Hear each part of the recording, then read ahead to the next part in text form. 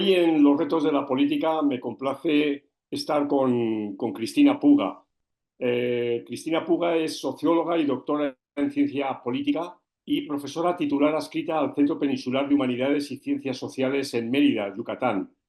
Cristina ha sido directora o primero secretaria ejecutiva del Consejo Mexicano de Ciencias Sociales, el COMEXO, de 2007 a 2012, pero también directora de la Facultad de Ciencias Políticas y Sociales de la Universidad Nacional Autónoma de México entre el año 96 y el año 2000.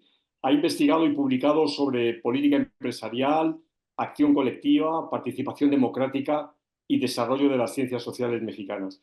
Cristina, muchísimas gracias en nombre del área de Ciencia Política de la Universidad de Salamanca y en el mío propio por acompañarnos en los retos de la política. Eres bienvenida. Muchas gracias a ti, Manuel, por la invitación. Es un gusto estar aquí. Bien, pues Cristina, ya sabes, la pregunta de rigor es, ¿cuál es, en tu opinión y dada tu experiencia y la centralidad de tus investigaciones y de tus preocupaciones, cuáles son, en tu opinión, los retos que tiene hoy la política? Bueno, si es uno fiel a la idea de que el mejor régimen político es la democracia, o como dice el clásico, el más malo de todos los regímenes políticos, con excepción de todos los demás, creo que la tarea de la política es hoy la defensa de la democracia. Es decir, su implantación ahí donde no ha llegado y su defensa en donde hay riesgos de que haya retrocesos en la misma. Estamos en un mundo en donde hay un avance muy documentado, incluso muy analizado, de lo que se ha venido llamando regímenes autocráticos, caracterizados por diversas razones, desde distintos ángulos, pero por el deseo del dirigente político de controlar el poder y de eliminar instituciones democráticas que limitan ese poder.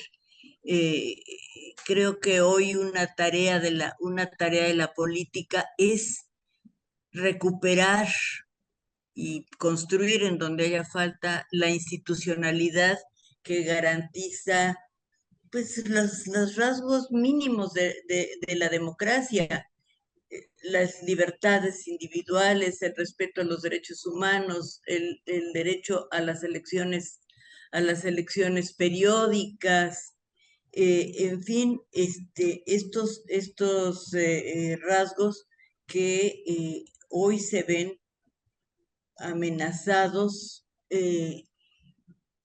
desde el poder mismo, porque constituyen controles al poder. Entonces, creo que ese sería en este momento el reto más importante. Hay, hay otro reto eh, que, que tiene que ver, creo yo, con algo así como la frontera entre izquierdas y derechas, Manuel. Es decir, la, la izquierda tradicional, pues es identificable todavía por la defensa de la justicia social, por la búsqueda de la igualdad y de la equidad social. Pero hay muchísimas nuevas demandas que son hoy recuperadas por derechas y por izquierdas y que vuelven de repente ya muy confusa la separación entre unas y otras. Demandas que tienen que ver con derechos de identidad de género, que tienen que ver con medio ambiente, que tienen que ver con migración. Es decir, hay un cambio muy grande que tienen que ver con derecho al uso de drogas, que de repente a mí me parece que confunde los discursos y que impide ver en dónde está la ideología de unos y de otros. Y esto se da en un contexto de proliferación de información a través de los diversos medios y al mismo tiempo de pérdida de horizonte de futuro. Es decir, no hay una utopía hacia dónde dirigirse. Esto a mí me preocupa mucho por los jóvenes. Siento que los jóvenes dejan de participar en política porque no hay un futuro al que están aspirando. Nuestra generación sí aspiró todavía a una sociedad socialista, igualitaria. Hoy esto está muy confuso, muy borrado y de repente siento que lo único que aspiran es a que se legalice la marihuana. ¿Y cuál sería tu explicación para estos dos estadios, tanto diríamos, el político como este más sociocultural al que te has referido? ¿Qué explicaría el que hemos llegado a este estadio? Entonces, yo creo que es parte de cambios internacionales, de un fenómeno de globalización que es más rápido que todos nosotros, que nos impone toda una serie de, no solo de reglas, sino de nuevas costumbres y de nuevas experiencias antes de que estemos preparados para recibirlas y que va más rápido que nuestra capacidad, por ejemplo, de procesar la información, de saber qué está sucediendo. Yo vuelvo de nuevo a mis jóvenes porque los tengo cerca. A veces me sorprendo de lo mucho que saben de algunas cosas y de lo poco que saben de otras. Cosas de las que deberían estar enteradas a través de las mismas redes a las que se asoman y que sin embargo no las consideran importantes y estoy hablando de la vida política inmediata a la que están sujetos. Sí creo que el cambio en las redes de información, la velocidad de la información y, bueno, desde luego ya en el terreno de la política, pues una incapacidad de los políticos para mediar entre estos cambios y la sociedad y para escuchar a la propia sociedad. Eh, Cristina, tú de alguna manera tomaste una decisión vital muy importante, como fue la de mudarte de la Ciudad de México a Mérida, ¿no? Dos mundos Así totalmente es, distintos. así es, ¿Esto Manuel. tiene algo que ver con lo que estamos hablando? Bueno, a lo mejor hay algo que tiene que ver, aunque fue más bien una decisión que coincidió con un momento de mi vida. Pero sí, la ciudad se empieza a volver algo muy denso, muy difícil de manejar y un lugar como este le, le permite a uno tener un mayor contacto con la sociedad misma, con el, con el día a día, con el día a día de la sociedad y con el transcurrir de lo político también hay una mayor percepción de lo político porque está muy cerca. Es decir, tiene que ver a veces con, lo digo para la gente, con el vecino, con el pariente, entonces lo político se vuelve parte también de la vida cotidiana y eso es ciertamente pues más manejable. No sé si más agradable, pero sí más manejable. Bueno, vamos a entonces precisamente a abundar ahora en México, ¿no? México celebró el pasado día 2 sus elecciones cada 6 años, sus grandes elecciones, las elecciones Así es. presidenciales. Y en esas elecciones concurrieron dos factores históricos, ¿no? El triunfo de una mujer y el hecho de que 98 millones de personas fueran convocadas a las urnas, ¿no? Por consiguiente, es la elección más multitudinaria también de la historia de México.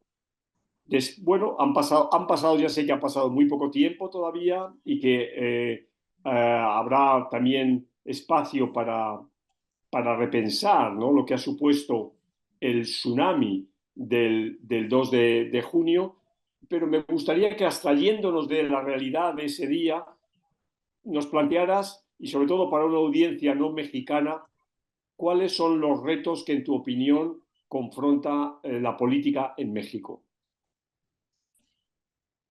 Sí, déjame decirte que todavía estamos reponiéndonos de todo el proceso electoral. Fue un proceso intenso, fue un proceso efectivamente masivo, eran muchos puestos los que estaban a elección desde la presidencia hasta las presidencias municipales de una gran mayoría de los estados. Entonces, sí fue un proceso muy amplio y muy poblado de incidentes. Pero desde luego, el centro del proceso pues fue la contienda entre dos mujeres. La contienda desde siempre o desde hace meses parecía que no había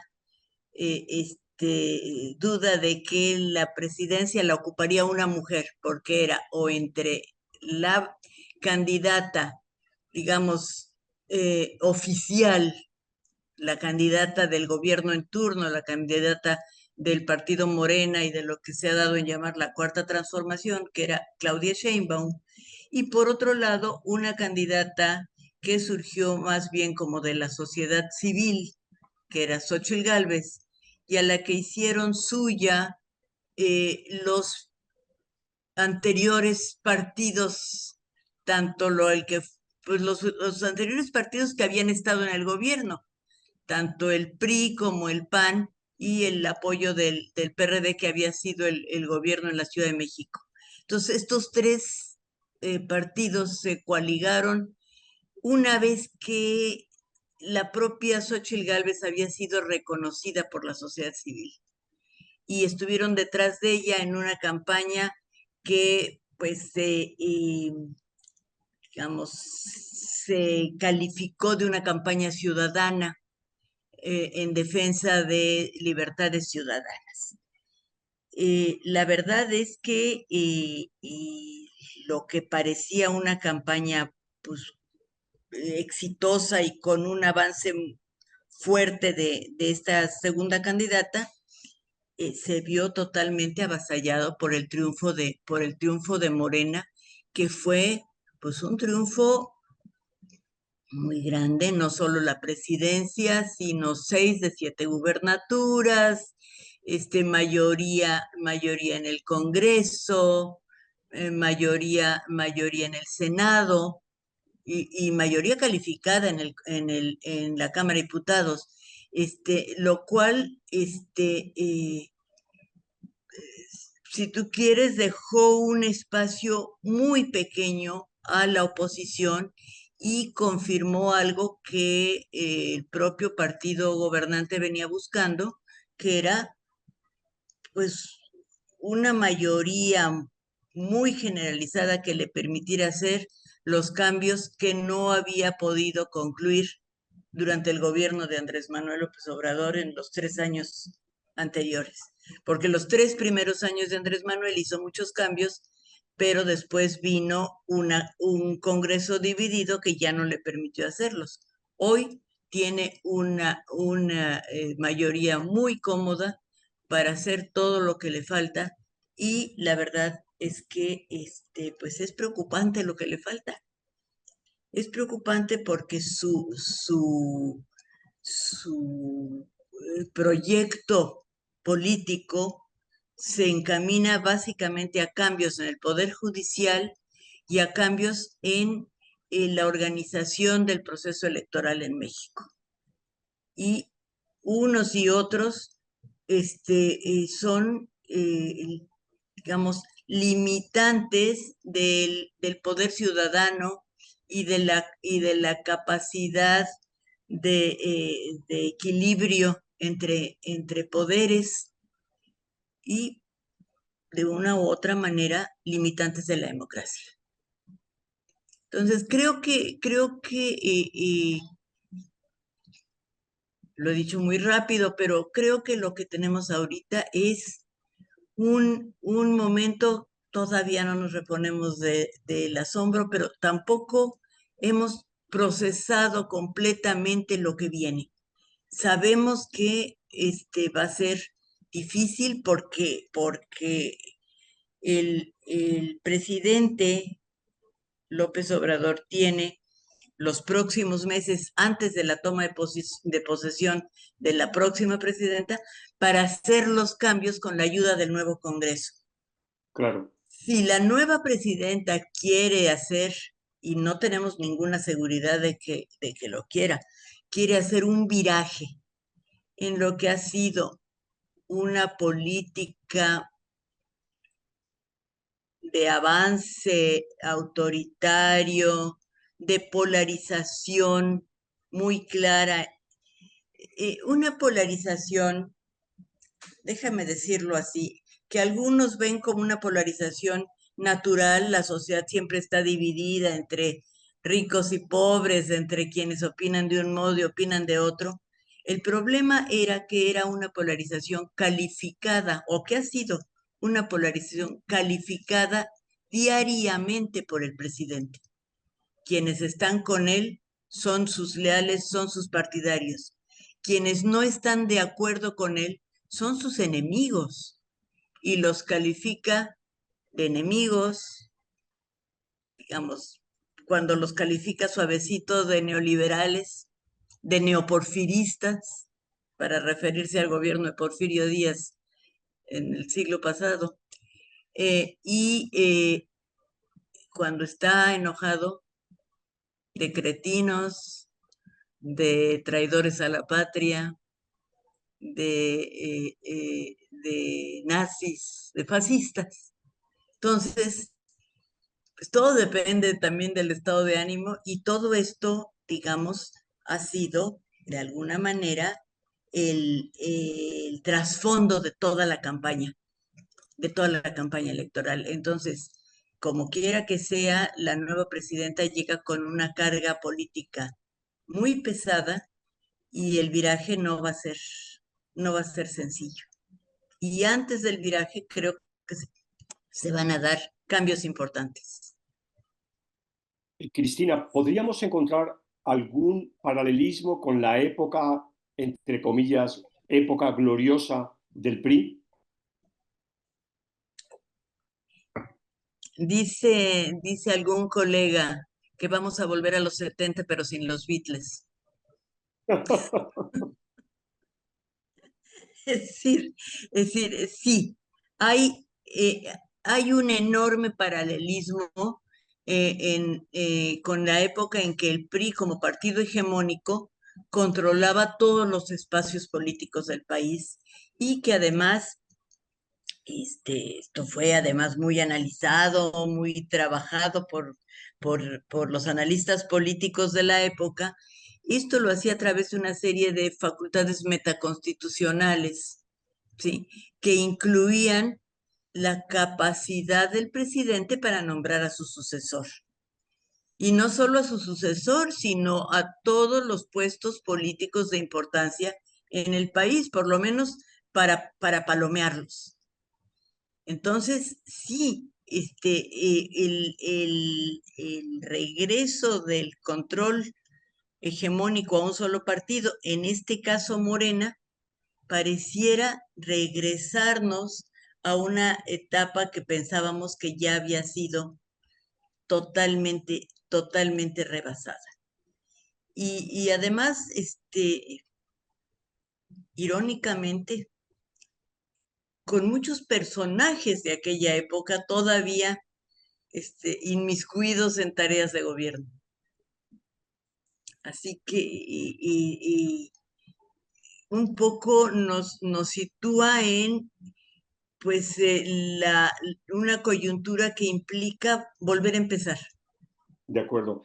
¿Crees que los anteriores llamados partidos históricos están definitivamente liquidados o hay vida para el PAN o para el PRI o para el PRD?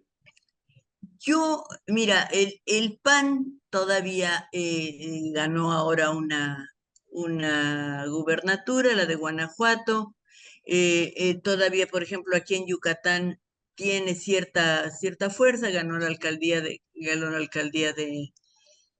de Mérida y tiene todavía posibilidades en el resto del país. Pero déjame, déjame seguir poniendo el ejemplo de Yucatán, pero la fuerza del PRI en Yucatán es que se pasó a Morena. Prácticamente la dirigencia del PRI se pasó a Morena y hoy se siente muy contento porque el nuevo gobernador es de Morena y los viejos priistas pertenecen a Morena. Es decir, lo que ha hecho Morena también es incorporar al viejo PRI como parte de su equipo político. Eh, pero yo creo que esto también quiere decir que en el resto del país el PRI está fuera de combate y que una de las razones por las que la votación fue tan copiosa para Morena y tan desafortunada para Xóchitl Gálvez fue la presencia de los partidos, de los viejos partidos, y que la gente, eh, además también convencida por la retórica presidencial, los ve como una etapa ya superada, una etapa de corrupción, de equivocaciones, de malas decisiones, y digamos, el discurso presidencial ofrece a Morena como un nuevo momento en el país. Es la transformación. Y esto se enlaza precisamente con lo que decías al principio de esta complejidad de las identidades de izquierda, derecha, etcétera, que vive el mundo, ¿no? Absolutamente. Es decir, eh, eh, de alguna manera Morena sintetiza izquierdas y derechas y lo único que promete pues es una gran solución que, bueno, como todos sabemos, tiene algunas cosas buenas, algunas decisiones verdaderamente inconcebibles, pero, digamos, es un programa de gobierno frente a otras posibilidades. Y lo que ahora se presenta es que ya es la única oferta política en el país. La única que quedó asombrosamente vigente es la de Movimiento Ciudadano, que sacó un 10% de los votos y que digamos, se acercó a las elecciones con su propio candidato, un candidato del sexo masculino que no tenía la menor posibilidad de ser presidente, pero que sin embargo se dirigió a los jóvenes y avanzó y consiguió un 10% de la votación. De Ese es acuerdo. el partido que yo veo que sigue vivo. Y que tiene sus bastiones en Monterrey y en Jalisco y en Guadalajara. En Monterrey y en Jalisco tiene una dirigencia también ya, es decir, un dirigente que ya debería retirarse porque ya está muy rebasado por los líderes locales de Jalisco y de Monterrey, pero bueno,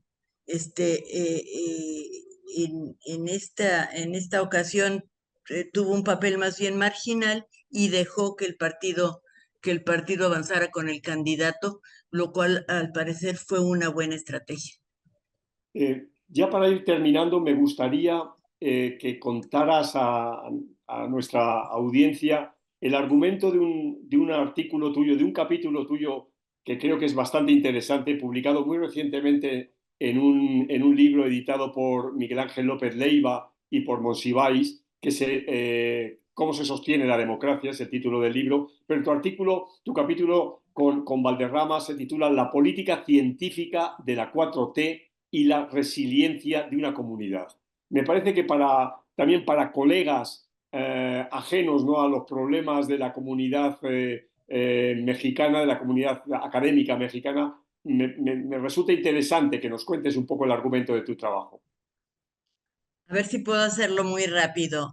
Mira, yo creo que casi desde el comienzo del gobierno de López Obrador se vio que iba a haber una reducción de presupuesto para una serie de actividades, para poder utilizar ese presupuesto en eh, la, la, eh, las dádivas o los ingresos extraordinarios a toda una serie a toda una población foco que había identificado el gobierno, jóvenes, adultos mayores, etcétera.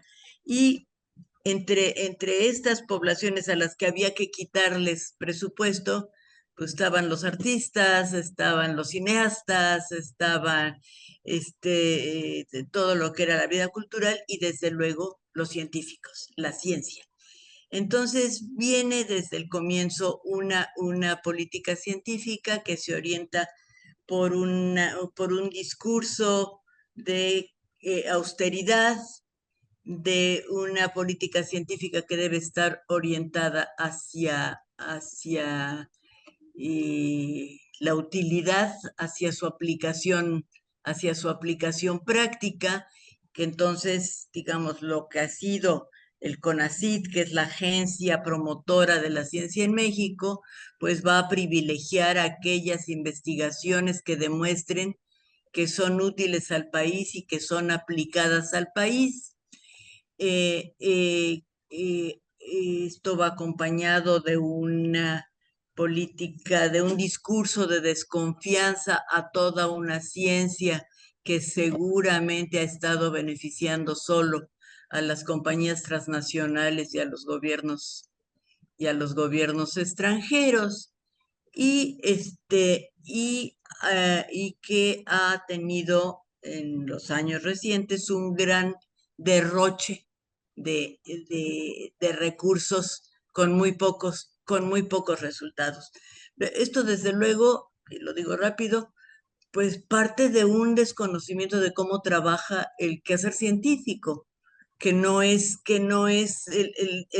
una actividad de inmediatez, sino que es Claro. una actividad de acumulación de conocimientos, unos sirven, otros no sirven, otros servirán más adelante. En fin, estoy hablando de todo el quehacer científico.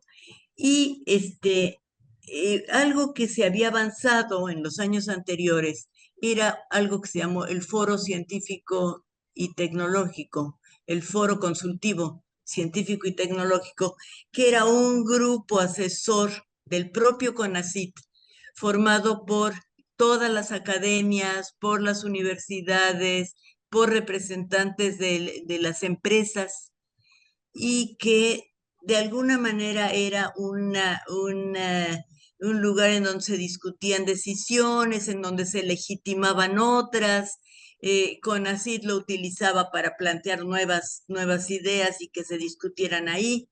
Y esto fue visto por la nueva directora como un lugar en donde se estaban desperdiciando recursos y por lo tanto decidió que había que extinguirlo y que perseguir judicialmente a quienes habían formado parte de su directiva en los últimos años, junto con la propia directiva de CONACYT que le asignaba recursos al foro.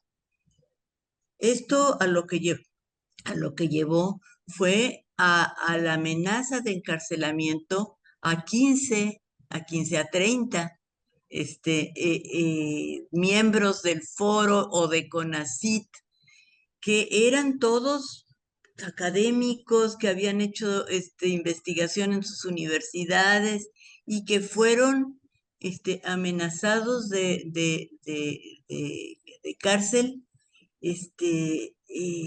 durante varios meses. Es decir, primero amenazados, luego cuando un juez dijo que no se podía, la Procuraduría volvió a levantar la persecución.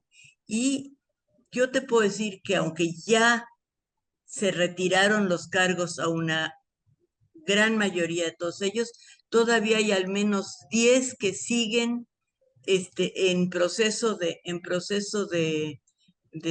juicio para liberar por completo la acusación.